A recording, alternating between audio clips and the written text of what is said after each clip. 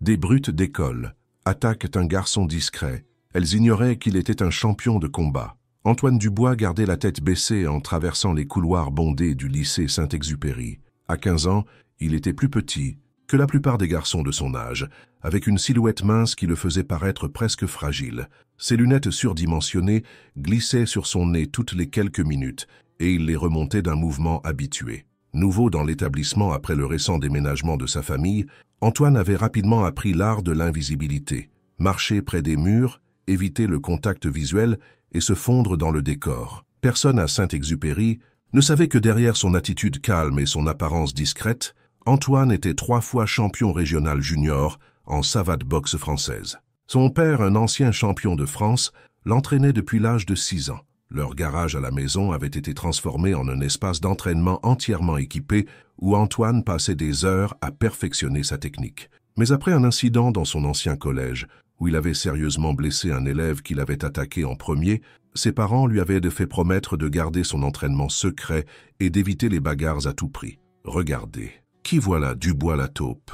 La voix de Maxime Leroy, l'alpha autoproclamé du lycée, résonna dans le couloir. À 17 ans, Maxime était grand et musclé grâce au rugby, avec des cheveux bruns courts et un rictus permanent. Ses 2 acolytes, Karim Diallo et Théo, Moreau le flanquaient comme de fidèles soldats. Antoine soupira intérieurement mais continua à marcher. « Ignore-les. Rappelle-toi ce que papa a dit. Se battre, c'est seulement pour se défendre et seulement en dernier recours. Hé, je te parle !» Maxime se planta directement sur le chemin d'Antoine, l'empêchant d'atteindre son casier. « Qu'est-ce qui te presse, le nouveau ?»« Trop bien pour dire bonjour ?» Antoine finit par lever les yeux. « Je dois aller en cours, Maxime. »« Oh, il connaît mon nom, » dit Maxime, regardant ses amis avec une fausse surprise. « Je suis honoré. Devine quoi, Dubois? Tu dois payer la taxe. Du nouveau. 20 €. Maintenant. » Les élèves autour d'eux commencèrent à ralentir, sentant une confrontation. Certains regardaient avec intérêt, d'autres avec malaise, mais personne n'intervenait. « Je n'ai pas d'argent sur moi, »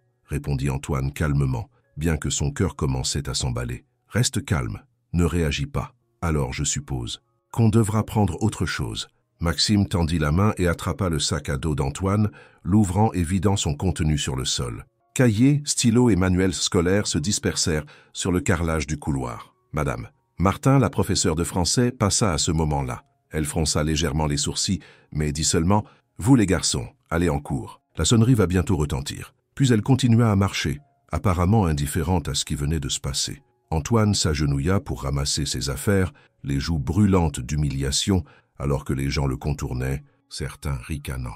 Karim, accidentellement, donna un coup de pied à un manuel plus loin dans le couloir. « On se voit à la cantine, la taupe !» lança Maxime en s'éloignant nonchalamment. Les mains d'Antoine tremblaient légèrement en ramassant ses affaires. Il n'en valait pas la peine. Ça va passer. Mais ça ne passa pas. Au cours des 2 semaines suivantes, Maxime et ses amis rendirent la vie d'Antoine de plus en plus misérable. Ils le firent trébucher à la cantine, le faisant renverser son plateau repas devant tout le monde. Ils volèrent ses affaires de sport, le forçant à participer à l'EPS en portant ses vêtements normaux et lui valant une mauvaise note pour la journée. Ils créèrent un surnom cruel, Dubois la tremblote, après avoir remarqué comment il tremblait parfois quand il était nerveux, et cela se répandit rapidement dans tout le lycée. Le pire incident se produisit pendant le cours de chimie lorsque Maxime, accidentellement, renversa un bêcher près d'Antoine, éclaboussant des produits chimiques sur son cahier de laboratoire et ruinant des semaines de travail. Monsieur Dupont, le professeur de chimie, se contenta de soupirer et dit à Antoine qu'il devrait refaire les exercices, bien que plusieurs élèves aient été témoins que Maxime était responsable. Antoine endura tout cela en silence. Lors d'un incident particulièrement grave dans les toilettes des garçons, où Maxime l'avait poussé contre le mur et avait menacé de vraiment le blesser s'il le regardait de travers à nouveau, Antoine avait en fait senti son entraînement se mettre en marche, son corps se positionnant automatiquement pour une contre-attaque, les muscles se tendant, la respiration se stabilisant. Il avait fallu toute sa volonté pour annuler ses instincts et rester passif. À la maison, il s'entraînait plus dur que jamais, canalisant sa frustration dans le sac de frappe. Son père le remarqua. « Il se passe quelque chose à l'école ?» demanda Jean Dubois un soir, tenant le sac lourd stable pendant qu'Antoine déchaînait une série de frappes précises et puissantes. « Rien que je ne puisse gérer », répondit Antoine, ponctuant ses mots avec un coup de pied particulièrement énergique qui fit violemment balancer le sac. Son père l'étudia pendant un moment. Rappelle-toi ce dont nous avons parlé. Je sais, papa, interrompit Antoine. Se battre n'est pas la solution, j'ai promis, d'accord? Sa mère, Sophie, regardant depuis la porte du garage, fronça les sourcils avec inquiétude. Antoine, si quelqu'un t'ennuie, nous pouvons en parler à la direction de l'école. Antoine secoua la tête. Ça ne ferait qu'empirer. Il savait par expérience que l'intervention des adultes amplifiait souvent le harcèlement plutôt que de l'arrêter. Dans son ancien collège, la discussion du principal avec ses bourreaux avait entraîné 2 fois plus de harcèlement. Juste plus discret. La promesse devenait de plus en plus difficile à tenir. Chaque jour, le harcèlement s'intensifiait. Maxime semblait interpréter la retenue d'Antoine comme une faiblesse, ce qui ne faisait que l'encourager davantage. Un jour à la cantine, alors qu'Antoine était assis seul à sa table habituelle, dans un coin, il sentit quelqu'un l'observer. Levant les yeux, il croisa le regard de Léa Nguyen, une fille discrète de sa classe de maths. Elle lui offrit un petit sourire avant de détourner rapidement le regard. C'était le premier geste amical que quelqu'un lui avait fait depuis des semaines. Le lendemain, Léa s'assit en face de lui au déjeuner. « Tu n'es pas obligé de t'asseoir ici, » dit immédiatement Antoine. « Ce n'est pas bon pour ta réputation. »« Je m'en fiche, » répondit Léa, ouvrant son sac à déjeuner. « Ces types sont des crétins. Tout le monde le sait, mais ils ont trop peur pour dire quoi que ce soit. Pourquoi tu n'as pas peur ?» Elle haussa les épaules. « Mon frère a été harcelé avant de changer d'établissement. J'ai vu ce que ça lui a fait. Je me suis promis de ne pas être une de ces personnes qui se contentent de regarder. » Une petite chaleur s'épanouit dans la poitrine d'Antoine. Peut-être que Saint-Exupéry n'était pas complètement terrible. Cette chaleur disparut lorsque Maxime et ses amis s'approchèrent de leur table, plateau à la main. « Tiens, la taupe tremblote a une copine », annonça Maxime bruyamment, posant son plateau et s'asseyant sans y être invité à côté de Léa, qui se raidit immédiatement. « Laissez-nous tranquilles, Maxime, » dit-elle fermement. « Ou quoi ?» Maxime rit, puis se tourna vers Antoine. « Tu vas laisser ta copine se battre à ta place, Dubois? C'est pathétique, même pour toi. » Antoine resta silencieux, se concentrant sur le contrôle de sa respiration. « Ne réagis pas, ça n'en vaut pas la peine. Qu'est-ce qui se passe? Tu as perdu ta langue. » Maxime tendit la main et attrapa le lait au chocolat d'Antoine, l'ouvrant et prenant une gorgée délibérée. « Merci pour la boisson, Tremblote. » La main d'Antoine se serra autour de sa fourchette et il se força à relâcher sa prise. Il croisa le regard de Léa et l'expression d'indignation sur son visage brisa presque sa résolution. « Tu n'es pas obligé de supporter ça, » dit-elle doucement. « Crois-moi, je sais, » répondit Antoine tout aussi doucement. Maxime, apparemment ennuyé par le manque de réponse d'Antoine, tourna son attention vers Léa. « Tu peux trouver mieux que ce loser, tu sais. Pourquoi tu ne t'assieds pas avec nous demain à la place? »« Ça ne m'intéresse pas, » dit froidement Léa. Le sourire de Maxime vacilla. « Tu fais ta difficile? C'est mignon. » Il tendit la main et glissa une mèche de cheveux derrière son oreille, sa main s'attardant. Léa se recula brusquement. « Ne me touche pas !» Quelque chose changea alors en Antoine. La limite entre endurer le harcèlement lui-même et regarder quelqu'un d'autre être harcelé à cause de lui était une limite qu'il n'était pas prêt à franchir. « Elle a dit de ne pas la toucher », dit Antoine, sa voix stable et en quelque sorte différente de ce qu'elle avait été auparavant. Quelques élèves aux tables voisines se tournèrent pour regarder. Maxime haussa les sourcils, semblant à la fois surpris et satisfait qu'il ait finalement provoqué une réponse. « Ah ouais? Et qu'est-ce que tu vas faire? Tremblote ?» Antoine se leva lentement. Pour la première fois depuis son arrivée à Saint-Exupéry, il se permit de se tenir à sa pleine hauteur, les épaules en arrière, la posture voûtée habituelle disparue. « Je te demande gentiment de nous laisser tranquilles, Maxime. » Maxime et ses amis échangèrent des regards amusés. La cantine était devenue plus silencieuse, alors que de plus en plus d'élèves se branchaient sur la confrontation. « Tu me menaces ?» demanda Maxime, se levant également. Il était toujours plus grand qu'Antoine, et il utilisa cette taille pour essayer d'intimider, se penchant légèrement en avant. « Non », répondit calmement Antoine, « je te demande juste de partir. »« Ou quoi ? Tant ou rien, juste pars. » Maxime regarda la foule qui regardait, puis de nouveau Antoine. Un sourire cruel se répandit sur son visage. « Oblige-moi. » Il poussa violemment Antoine, le faisant reculer d'un pas. La cantine devint complètement silencieuse.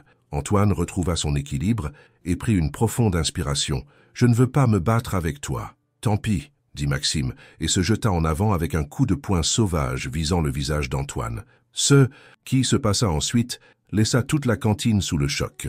Antoine bougea avec une vitesse fulgurante, esquivant le coup de poing avec une aisance entraînée. Maxime, déséquilibré par son coup manqué, trébucha en avant. Antoine se contenta de s'écarter, ne faisant aucun mouvement pour contrer. « Quoi le » Maxime se retourna, le visage rouge de colère et d'embarras. « Esquive de chance, monstre. Voyons si tu peux refaire ça. » Il s'approcha d'Antoine plus prudemment cette fois, les poings levés dans une position de boxe grossière. Il donna un coup de poing avec sa gauche, puis suivi avec un crochet droit. Antoine para le jab et se baissa sous le crochet, ne faisant toujours aucun mouvement offensif. À présent, les élèves se tenaient debout sur des chaises et des tables pour avoir une meilleure vue. Certains avaient leur téléphone sorti, enregistrant l'affrontement inattendu. La frustration de Maxime augmentait à chaque attaque ratée. « Batte-toi, lâche, je n'ai pas besoin », répondit Antoine, sa voix calme malgré l'adrénaline, qui le parcourait. « Arrête ça, Maxime, c'est fini. » Les mots ne firent qu'enrager davantage Maxime. Avec un rugissement, il chargea Antoine comme un taureau, essayant de le plaquer au sol. En un seul mouvement fluide, Antoine s'écarta, utilisa l'élan de Maxime contre lui et exécuta un parfait fauchage qui envoya Maxime s'écraser sur une table voisine, dispersant plateau et nourriture. La cantine éclata en halètement et, exclamation surpris. Karim et Théo, voyant leur chef humilié, décidèrent de se joindre à la bagarre. Ils s'approchèrent des côtés opposés, pensant submerger Antoine. C'était une erreur. L'entraînement d'Antoine avait inclus la défense contre plusieurs attaquants. Il bougea avec précision et contrôle, bloquant, esquivant et redirigeant leurs attaques tout en délivrant des frappes précises, juste assez pour neutraliser la menace sans causer de graves dommages. En quelques instants, Karim était au sol, se tenant l'estomac après un coup de pied frontal bien placé, et Théo reculait, du sang coulant de son nez après avoir heurté le coude d'Antoine en tentant un coup sauvage. Maxime, s'étant remis de son choc initial, se jeta sur Antoine par derrière avec une chaise de la cantine levée au-dessus de sa tête. Les élèves crièrent des avertissements, mais Antoine avait déjà senti le mouvement. Il pivota, attrapa la chaise au milieu de son mouvement et l'arracha des mains de Maxime. Dans le même mouvement, il délivra une frappe de la paume au sternum de Maxime qui fit chanceler le garçon plus grand en arrière, haletant à la recherche d'air. Toute la confrontation avait duré moins de 30 secondes. « Je te l'avais dit » Antoine, sa voix portant dans la cantine silencieuse. « Je ne veux pas me battre, mais je peux si je dois. » Maxime leva les yeux vers lui avec un mélange de douleur, de choc et de peur croissante. « Qu'est-ce que tu es, bordel ?»« Juste quelqu'un qui en a marre d'être harcelé, » répondit Antoine, et marre de voir les autres se faire harceler aussi. La cantine resta silencieuse, alors qu'Antoine retournait à sa table, où Léa était assise avec de grands yeux. Avant qu'il ne puisse dire quoi que ce soit, les portes doubles s'ouvrirent en grand, et la directrice Moreau entra à grands pas, suivie de 2 professeurs. « Qu'est-ce qui se passe ici ?» demanda-t-elle, inspectant la scène chaotique. Plateau, renversé, nourriture éparpillée sur le sol, et 3 des athlètes vedettes de l'école dans divers états de désordre. 20 voix parlèrent en même temps, créant une cacophonie d'explications. La directrice Moreau leva la main pour le silence. « Monsieur Dubois, Monsieur Leroy, Monsieur Diallo et Monsieur Moreau, mon bureau maintenant. » La marche jusqu'au bureau de la directrice fut tendue. Maxime et ses amis marchaient devant, jetant occasionnellement des regards venimeux à Antoine, qui suivait à distance.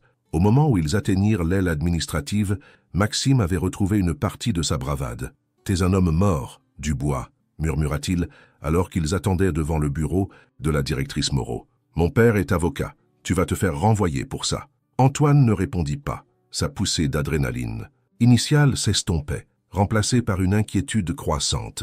Avait-il rompu sa promesse à ses parents? Était-il allé trop loin? À l'intérieur du bureau, la directrice Moreau écouta tous les côtés de l'histoire. À la surprise d'Antoine, plusieurs élèves les avaient suivis et insistaient pour parler à la directrice. Un par un, ils s'avancèrent pour décrire des semaines de harcèlement dont ils avaient été témoins. Certains admettaient même honteusement qu'ils avaient ri ou n'avaient rien fait pour aider. « Il ne s'est jamais défendu jusqu'à aujourd'hui », dit une fille. Et même alors, il ne faisait que se défendre et défendre Léa. La directrice Moreau se tourna vers Maxime et ses amis. « Est-ce vrai? Avez-vous harcelé Monsieur Dubois depuis son arrivée ?» Le visage de Maxime avait pris une teinte rouge laide. « Ils mentent tous. Il nous a attaqués sans raison. Ce n'est pas ce que les caméras de sécurité montreront, » répondit froidement la directrice Moreau. « Cette école a une politique de tolérance zéro pour le harcèlement, Monsieur Leroy. Vous et vos amis serez suspendus en attendant une enquête complète. » Elle se tourna vers Antoine. « Quant à vous, Monsieur Dubois, bien que je comprenne que vous vous défendiez, la violence physique n'est jamais la solution. Je vais appeler vos parents pour discuter de cet incident. » Antoine acquiesça, résigné à toutes les conséquences qui viendraient. Au moins, la vérité était maintenant connue. Lorsque ses parents arrivèrent à l'école, Antoine se prépara à leur déception. Au lieu de cela, après une longue réunion avec la directrice Moreau, son père posa une main sur son épaule. « Je suis fier de toi, mon fils », dit-il doucement alors qu'ils marchèrent vers la voiture. Antoine leva les yeux avec surprise. « Mais j'ai rompu ma promesse. Je me suis battu. Tu as fait preuve de retenue pendant des semaines tout en étant tourmenté, » dit sa mère. « Et quand tu as finalement agi, ce n'était pas pour te protéger, c'était pour protéger quelqu'un. D'autres, c'est exactement pour ça que nous t'avons appris les arts martiaux. » Son père acquiesça en signe d'accord. Il y a une différence entre commencer une bagarre et en terminer une que quelqu'un d'autre a commencé. Tu as fait ce qu'il fallait. Le lendemain, Antoine retourna à l'école avec appréhension. Il s'attendait à des chuchotements, des regards fixes, peut-être même de la peur. Ce qu'il trouva à la place, c'était du respect. Les élèves qui ne lui avaient jamais parlé auparavant hochèrent la tête en signe de reconnaissance lorsqu'il passait. Quelques-uns s'approchèrent même pour s'excuser de ne pas s'être levés plus tôt.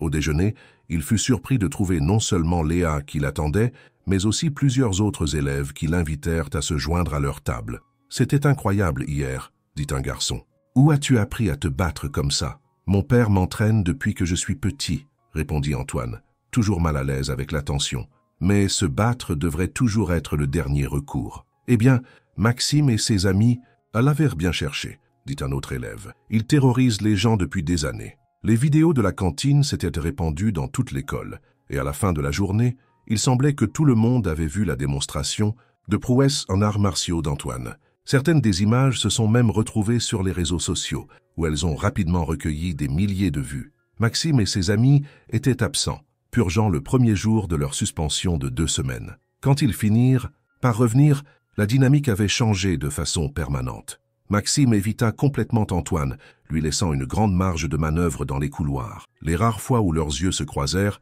Maxime détourna rapidement le regard. Mais le véritable test eut lieu 3 jours après la fin de la suspension. Antoine traversait la cour de l'école pendant la pause déjeuner, en pleine conversation, avec Léa au sujet de leur prochain contrôle de maths, lorsqu'il entendit une agitation. Une foule s'était rassemblée à l'extrémité de la cour, et d'après les voix excitées, Antoine pouvait dire que quelque chose n'allait pas. Lui et Léa échangèrent des regards, avant de se diriger vers l'endroit pour enquêter. Se frayant un chemin à travers la foule, Antoine fut choqué de voir Maxime et ses amis entourant un petit garçon de seconde qui serrait son sac à dos contre sa poitrine, la terreur évidente dans ses yeux. « Lâche-le, gamin !» disait Maxime, sa voix basse et menaçante. « Je sais que tu as de l'argent là-dedans. » Le garçon de seconde, Antoine apprit plus tard qu'il s'appelait Édouard, tremblait. « S'il vous plaît, j'en ai besoin pour le déjeuner pour le reste de la semaine. » Maxime tendit la main pour attraper le sac à dos et Édouard tressaillit. C'était une scène trop familière pour Antoine, mais cette fois, il n'était plus la victime. « Hé !» cria Antoine, s'avançant. La foule s'écarta pour lui, des chuchotements suivant dans son sillage. Maxime se figea, sa main toujours tendue vers Édouard. Lentement, il se tourna pour faire face à Antoine, et pendant un moment, une peur véritable traversa son visage. Elle fut rapidement remplacée par un masque de bravade. « Ça ne te regarde pas, Dubois, » dit-il, mais sa voix manquait de sa confiance habituelle. « Si, ça me regarde, » répondit Antoine, continuant à s'approcher régulièrement. « Tu continues à harceler les gens, Maxime. Je pensais que tu aurais peut-être appris quelque chose. » Maxime jeta un coup d'œil autour de lui, semblant puiser de la force dans la foule de spectateurs. « Qu'est-ce que tu vas faire? Te battre à nouveau? Ici même devant tout le monde ?» Antoine s'arrêta à environ 3 mètres de distance. « Je ne veux pas me battre avec toi, mais je le ferai si je dois. » La cour de récréation était devenue complètement silencieuse. Tout le monde se souvenait de ce qui s'était passé. À la cantine, des vidéos avaient été partagées, des histoires exagérées. Dans certaines versions, Antoine avait à lui seul mis hors d'état de nuire 5 attaquants au lieu de 3. Maxime regarda Karim et Théo, qui se tenaient légèrement derrière lui. Aucun des deux ne semblait désireux de s'engager. Maxime se tourna de nouveau vers Antoine, la haine évidente dans ses yeux. « Tu te crois si spécial avec tes conneries de kung-fu » grogna Maxime. « Voyons voir à quel point tu es vraiment dur. » Sur ce, il chargea en avant, balançant sauvagement au visage d'Antoine. La foule haleta, les téléphones furent levés pour enregistrer, et plusieurs professeurs au loin commencèrent à courir vers l'agitation. Mais ils étaient trop loin pour intervenir. Cette fois, Antoine savait qu'il devrait gérer les choses lui-même. Tout comme à la cantine, l'entraînement d'Antoine prit le dessus.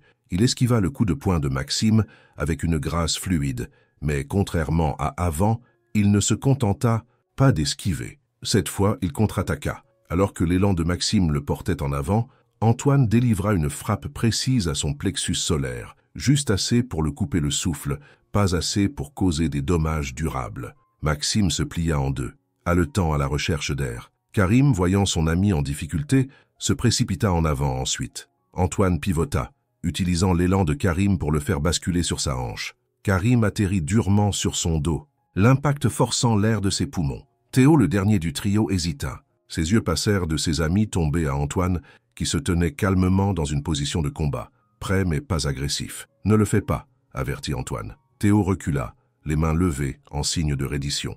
Toute la confrontation avait duré peut-être 15 secondes, mais elle sembla une éternité à ceux qui regardaient. Alors que les professeurs arrivaient enfin, haletant et exigeant des explications, la foule éclata en bavardages excités. Édouard, le garçon, de seconde qui avait été la cible initiale, regarda Antoine avec admiration. « C'était incroyable », murmura-t-il. « Merci. » La directrice Moreau fut moins impressionnée lorsque toutes les parties furent de nouveau amenées à son bureau. Cette fois, cependant, il y avait des dizaines de témoins désireux de témoigner qu'Antoine était intervenu pour arrêter le harcèlement. Pas pour commencer une bagarre. « C'est votre deuxième altercation physique en 2 semaines, monsieur Dubois », dit sévèrement la directrice Moreau. « Bien que vos intentions aient peut-être été bonnes, nous avons des canaux appropriés pour signaler le harcèlement. Avec tout le respect que je vous dois, directrice Moreau, intervint Léa de l'endroit où elle se tenait près de la porte, ayant insisté pour accompagner Antoine, ces canaux ne fonctionnent pas. Vous avez suspendu Maxime et ses amis,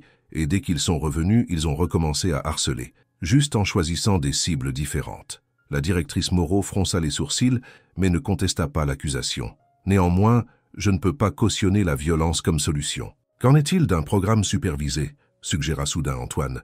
Et si j'enseignais des cours d'autodéfense de base après l'école, pas pour blesser les autres, mais pour aider les gens à se protéger et à renforcer leur confiance. La directrice Moreau haussa un sourcil. Vous suggérez que je récompense votre combat en vous permettant d'enseigner aux autres à se battre ? Non, répondit Antoine. Je suggère que vous me laissiez enseigner aux autres comment éviter de se battre autant que possible et comment mettre fin au combat rapidement et en toute sécurité quand il n'y a pas d'autre choix. À la surprise de tous, la directrice Moreau considéra réellement l'idée. Votre père devrait être impliqué compte tenu de son expérience professionnelle et il faudrait des directives strictes, bien sûr, acquiesça rapidement Antoine. Cet après-midi-là, lorsque les parents d'Antoine vinrent de nouveau à l'école, ils n'étaient pas là pour discuter de punition. Au lieu de cela, ils rencontrèrent la directrice Moreau pour définir un programme qui deviendrait finalement l'une des activités parascolaires les plus populaires du lycée Saint-Exupéry. L'initiative d'autodéfense et de lutte contre le harcèlement. Maxime et ses amis eurent le choix. Une suspension d'1 mois et une marque permanente sur leur dossier ou la participation au programme dans le cadre de leur réhabilitation. À la surprise de tous, ils choisirent cette dernière option. La première session fut maladroite, c'est le moins qu'on puisse dire. Maxime se tenait d'un air renfrogné au fond du gymnase, alors qu'Antoine et son père commençaient par enseigner au groupe la philosophie derrière les arts martiaux. Discipline, respect et maîtrise de soi. La vraie force, dit Jean Dubois, aux élèves rassemblés, n'est pas de dominer les autres, c'est d'avoir le pouvoir de blesser quelqu'un et de choisir de ne pas le faire. Au cours des semaines qui suivirent, quelque chose d'inattendu se produisit. Maxime, qui n'avait initialement participé que pour éviter la suspension, commença à montrer un intérêt sincère. Son athlétisme naturel fit de lui un élève rapide, et Antoine se retrouva impressionné par le potentiel de Maxime. Un après-midi, après que la plupart des élèves soient partis, Maxime s'approcha d'Antoine alors qu'il rangeait l'équipement. « Je peux te demander quelque chose ?» dit Maxime, son arrogance habituelle visiblement absente.